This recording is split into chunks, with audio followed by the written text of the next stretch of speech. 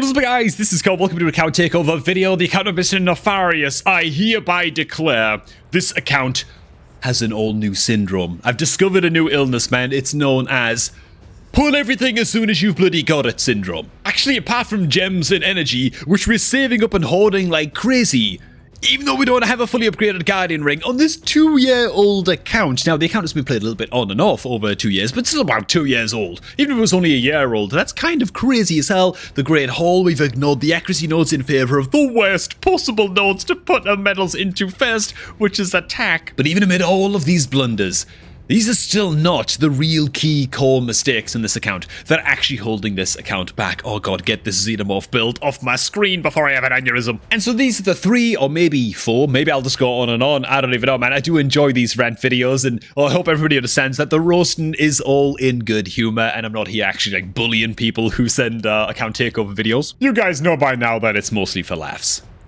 Mostly. Now, before we get started, if you're looking to create a new raid account, get that done right now, man. Use the beginner promo link that's below this video at the top of the description box, and by using that link to create your new raid account, you're going to start off that account with all of the free shenanigans that you see on screen right now. Tholin Falbeard is your starter, 4 free epic champions as you level up your account.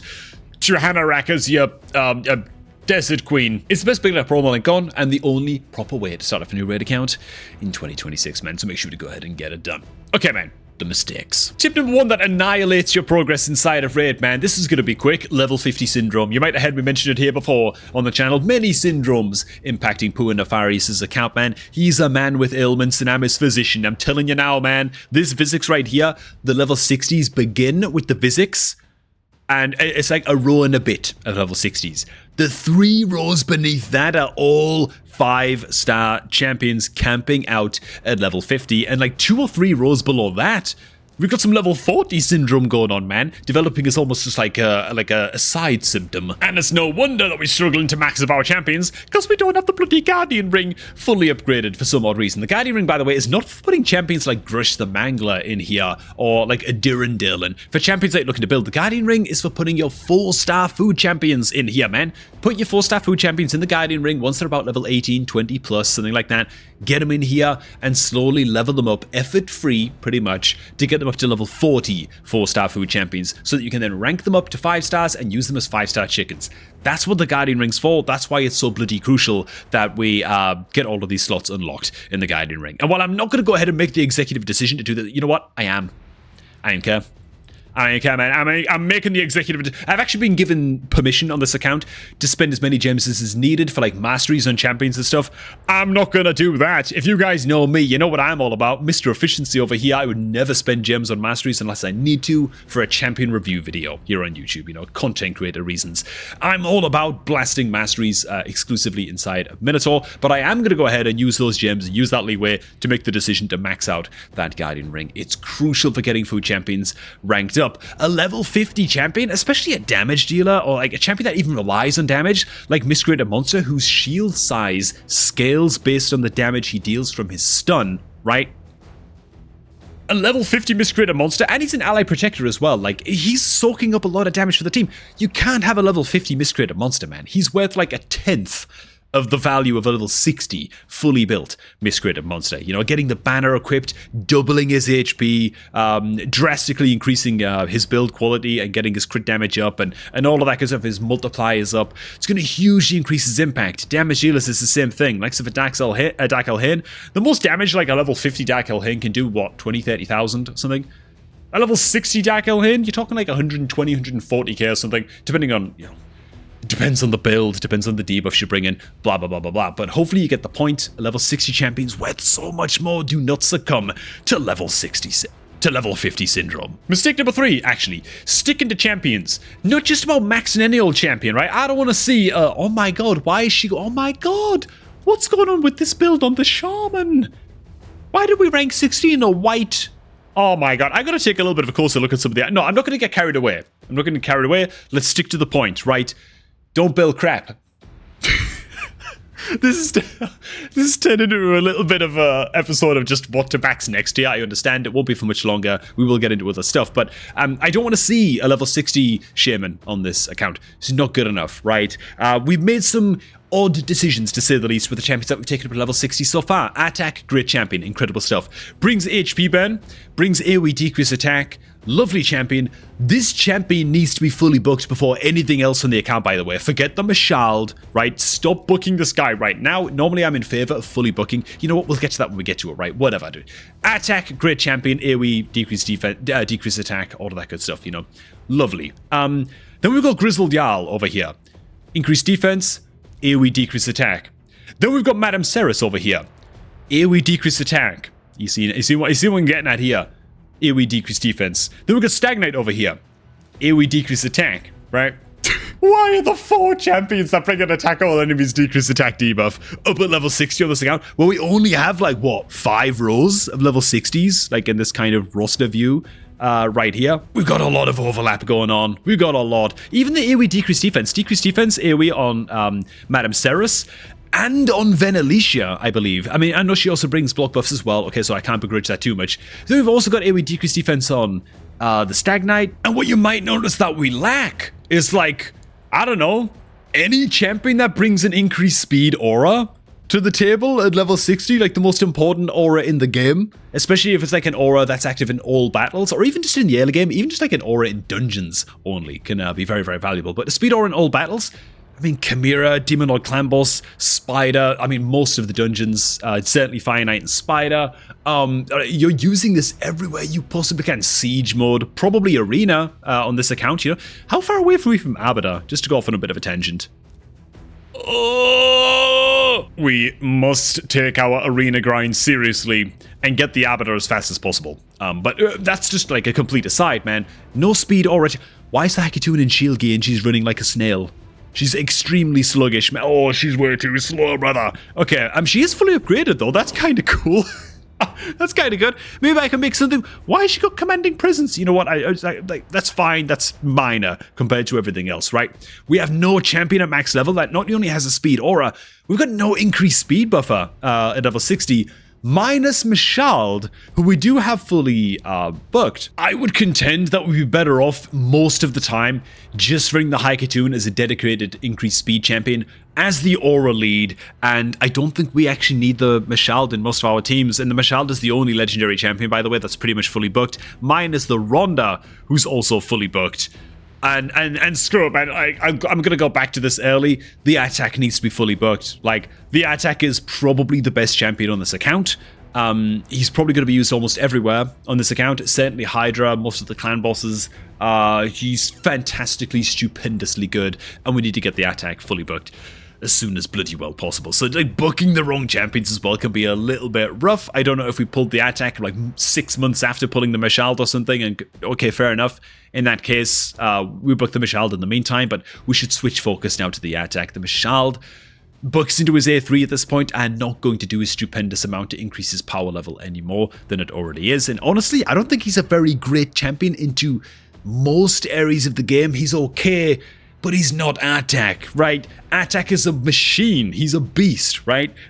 Anyways, other champions that I really wish that we had built on this account. Honestly, an ally protected champion with Miscreant Monster would be incredible to get this champion built on up. As for 10-meter controllers, I believe we're massively lacking 10-meter controllers as well, with Vizix being the only real 10-meter controller. I wouldn't mind seeing the Armager honestly go up to 60 at this stage. We've got the Yaga up to 5 stars. Yaga's a chicken. Like, Yaga should not be at 5 stars. Panthera should not be at 5 stars unless you plan on using them as chickens. So yeah, I should also point out as well, on an account like this, it's like a fully booked Vizix the Unbowed and a fully booked Stagnite on our account. These two champions plus a Hakatoon basically solve all content in the game. You know? They're basically going to feature in every single one of our teams across the entire account, apart from the Vizix, I guess, doesn't make it into like a Chimera team because, you know, what's she going to do into Chimera? But like, for the most part, every single dungeon in the game can be solved by these 3 champions right here. Vizix and Stag, if you have these 2 champions on your account, like, you've solved all of the normal dungeons by and large, you know, and Haikatoon's a free champion, so like if you got champions like that, just be very, very careful, you know, building other champions on the account that effectively do a very, very similar job to champions that you've already got at max, right? I know Madame Ceres has buff steel and all of that, and that's really, really cool. She's a badass champion and all, but for an account like this that's still in the early mid game, focus on expanding the width of what your roster can do and building as many tools as possible. Starting off with the important stuff. An increased speed buffer, which we don't have at 60 yet. Decreased attack and decreased defense champions. And then ideally, if you can, a decreased speed debuffer champion and 1 or 2 different types of damage dealer, which we've actually done with Attack, Mashald, and Xenomorph. Totally fine with all those options. But the amount of overlap that we've got going on right now between different champion roles that we've ranked up at max level, and we don't have an increased speed buffer, and we're lacking turn meter control, it's a little bit worrisome. Mistake number 3 that's going to kick you square in the nuts is just going to be misbuilding champions. I'm not sure why we have regeneration gear on the Xenomorph. That's kind of crazy, man. Likewise, we've got ourselves some lifesteal set action going, or rather, it's the Bloodthirst set, but it's basically a lifesteal set from the Doom Tower, equipped on the Stag Knight, who's only running at 160 speed, or thereabouts, and that's just very, very low. Like, the Stag Knight should really be pushing like 200 speed on an account at this stage, like an account of this kind of age and maturity. He should be really, really popping off. Oh god, I didn't even notice we had a Relic Keeper. Oh god, Relic Keeper is not a great champion. What about the Rected Drath? She's not too bad in her build, but she's also in regeneration gear again, and so she has basically no accuracy, which is a bit sad because it means that she's lacking a chance to burst decreased attack on her Air 1. Like, it's basically just never going to land. What about the Anax? How's he doing? 160 accuracy, and he's in lifesteal.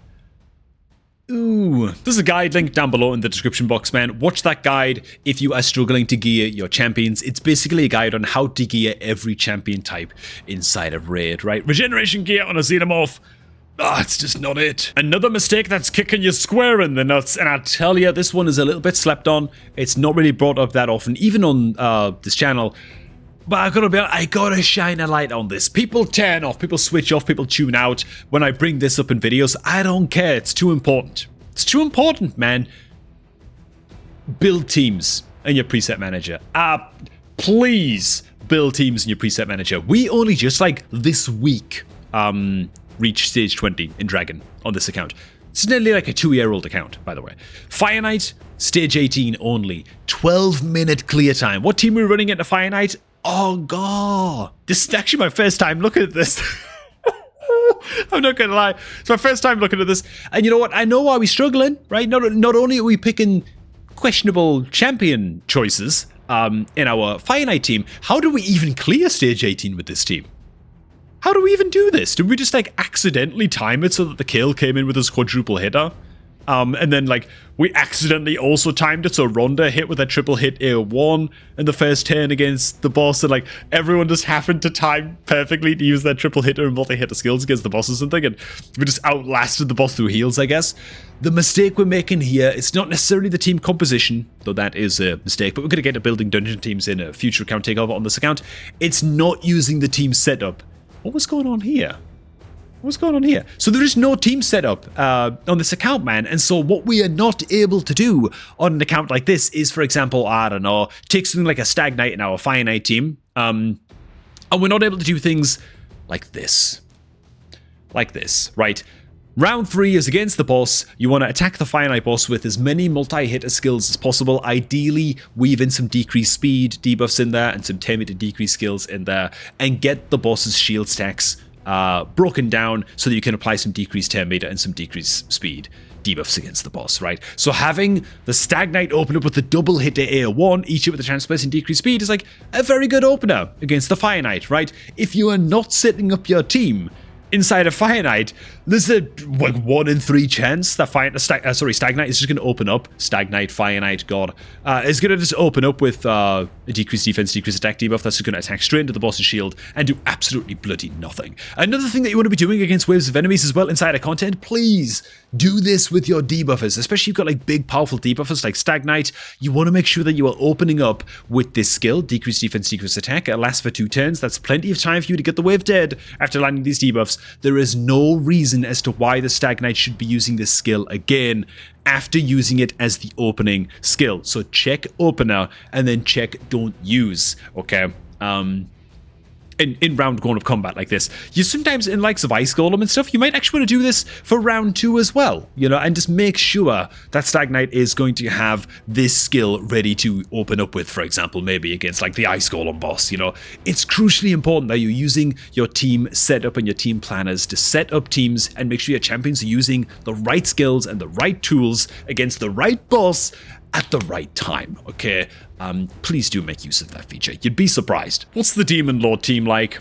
I gotta see it, because I know for a fact that this account, as aged as it is and as mature as it is, we're stuck on brutal difficulty Demon Lord clan boss. What's the team? Oh god. I can't. Why is the Xenomorph the leader? Nefarious, explain yourself. Explain... I'm not gonna call you out and make you comment on the video. You're all good, man, but my goodness, you've got, I mean, boom, the team's better. Just by doing that, right? Just, oh god, that's attacking dungeons. Oh god! Now I look like the idiot. I thought that Michelle's aura was in all battles. You gotta have an aura lead. The point still kinda stands. Into Demon Lord Clan Boss. We are running 3? Oh no, okay, we're running 2 decreased attack champions into this team. We're running 2 decreased defense champions into this team. And the Mashald, even if we put him in some of the better gear on the account, he's not that great as a damage dealer into Demon Lord. He brings increased speed, increased crit damage, but most of the damage that we have on this team is not that reliant on crit damage. Like, Xenomorph is more about the poisons, and so is Anax.